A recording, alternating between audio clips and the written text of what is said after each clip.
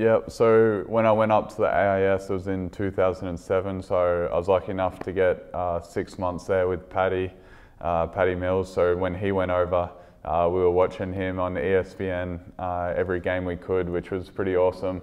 And then the next year, Clint Steindl went over, so I had a year and a half with him at the Institute, and when they would come back, you know, we'd only hear good things about St. Mary's and how much of a family-friendly environment it was, how welcome they make the Aussies feel.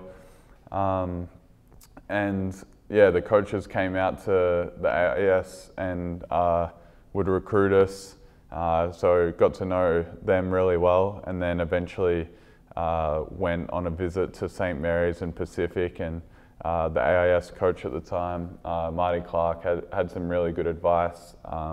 Go, you know, half a level or a level below where you think you could play, because I think kids now are, which is great, you know, they're really trying to take on the challenge and go to the top colleges, but you also want to get there and be able to play straight away if possible, because I think that's the best way to develop is by playing minutes in a real game, and you want to have the opportunity to play and experiment. And I was lucky enough when I got to St. Mary's, you know, I had the ball in my hands a lot, and had a lot of freedom from Coach Bennett to call plays and experiment, especially the last 2 years.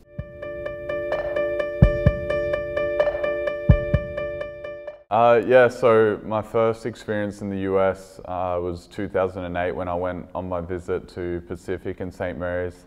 And I think it's really important to try to visit if you can, because you want to know what you're getting yourself into. You shouldn't just take somebody else's word for it. And just on the college stuff, try to make sure you do the right subjects and get your college transcripts all in order. I'm not sure if there's a service or resource, but maybe that's a good thing that BA can put together. Yeah, and I think that's important because it's such a different system, and we're lucky enough to have the AIS to help us with all of that. What was the question? Oh, the difference. So I went on my visit and I played open gym, which is just like pick-up basketball at St. Mary's.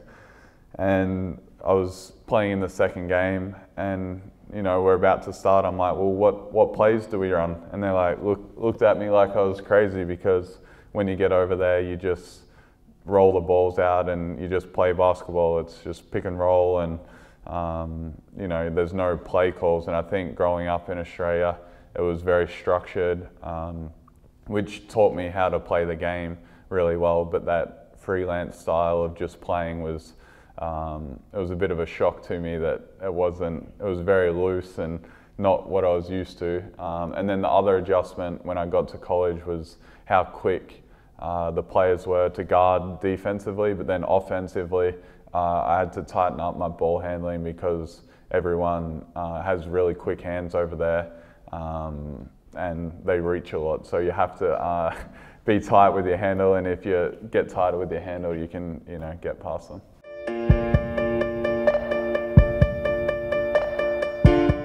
So you're playing 3 to 4 times a week, so there's not too much time once the season gets rolling to have you know, hard practices or things like that.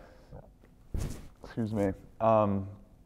So on a typical practice day, probably get there hour and a half or so before practice. You'll go through the physio treatment room to get any maintenance work, you know, loosened up if you have any spots like that. Then you'll head into the weight room and do your activation and prehab and maybe a lift, and then work with your individual coach. So every player has a coach that they work with, and the coach might work with, you know, 2 or 3 players. So they you know, watch your game tape. They'll send you clips on what you can improve on, or what to look out for in the scout, more specific scout for the players you're going to have to guard. So you'll do, you know, a workout for 15 or 20 minutes, and then practice will start with either video or on the court, and then you can get some shots up after.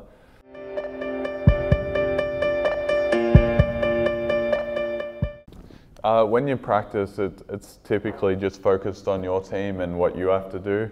And then on a game day, you'll have shoot around in the morning and you'll go through the same routine, a bit more condensed, physio, weight room, get some shots up on the court, and then you'll watch video on the other team, do your, some shooting drills, and then walk through the other team's plays. On the game day, the Bucks are great. They provide brekkie and lunch every day. So grab lunch, go home, take a nap, come back to the arena, and then every player has a shooting time. So it's another chance to work on your game and get prepared. So you'll go through the weight room again and do your activation, some foam rolling, balance stuff, a lot of glute work to protect your knees, and specific things you want to work on. And then you'll go out on the court and you have 10 or 15 minutes to get your work in and get prepared for the game, and then come back, get your uniform on and play the game.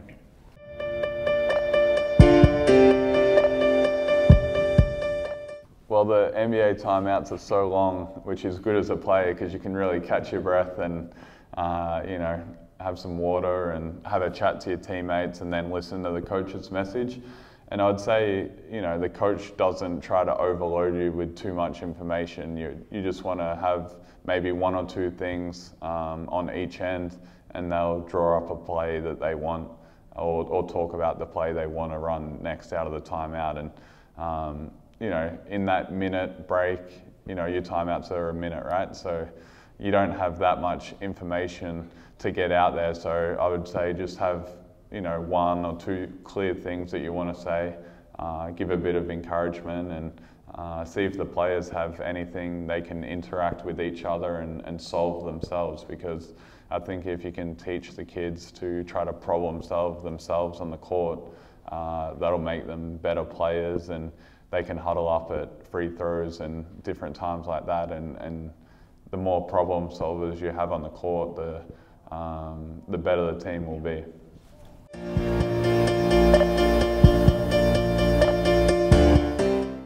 For the travel on the away games, is it hard to get used to?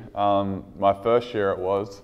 I was pretty tired that first year, even though I wasn't playing a lot. But the NBA really looks after you.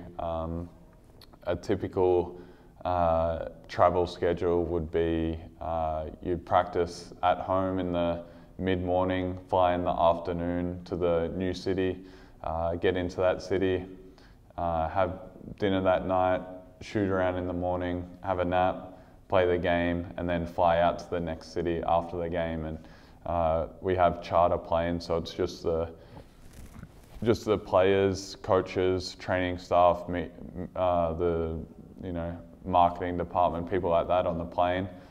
So if you have a back-to-back, you'll fly. Say if we play in New York one night, after the game we'll get a bus directly to the plane in the airport and fly to Miami and get in at 2 in the morning and then have to play that next night. So they don't do shoot around on back-to-backs. You just do a walkthrough at the hotel, wake up, do the walkthrough at the hotel, have some food, go back to sleep, and then go to the game. And then after that game, fly home or fly to your next spot.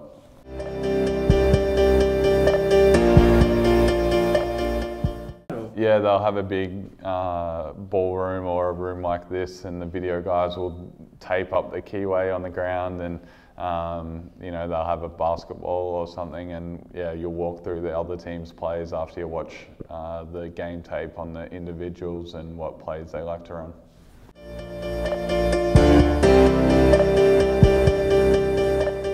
Yeah, it is explained to you a little bit, I would say, but a lot of the time you just figure it out for yourself, and they'll let you know what they want you to bring, but it all kind of just shakes out how it shakes out. And I've had, I think, 5 different coaches now in 5 years, so it's been a lot of turnover, but I've had great coaches and been able to learn a lot from each of them.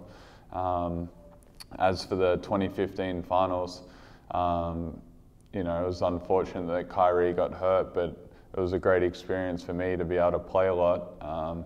So it was actually in the second round of the playoffs where Kyrie hurt his knee the first time in Game 6 in the first half, and I had to play the whole second half and had a good game, and we closed them out on the road.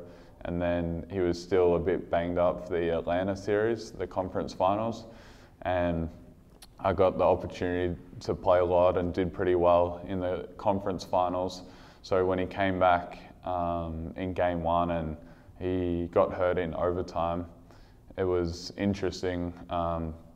We had a timeout and he'd just got injured, but he was trying to go back into the game. So they drew up, a play and he was on the court, and I was like, I'm not sure if he's gonna be able to go back in. So I was lucky I was paying attention to what the coach was drawing up, because he started to go out and couldn't walk on it. And so he told me, like, you gotta go in. So it was lucky I, knew what play we were gonna run. And then, obviously played a lot in the finals, and tough losing, but it was a good experience, and made it, that much sweeter the next year when we could get the win.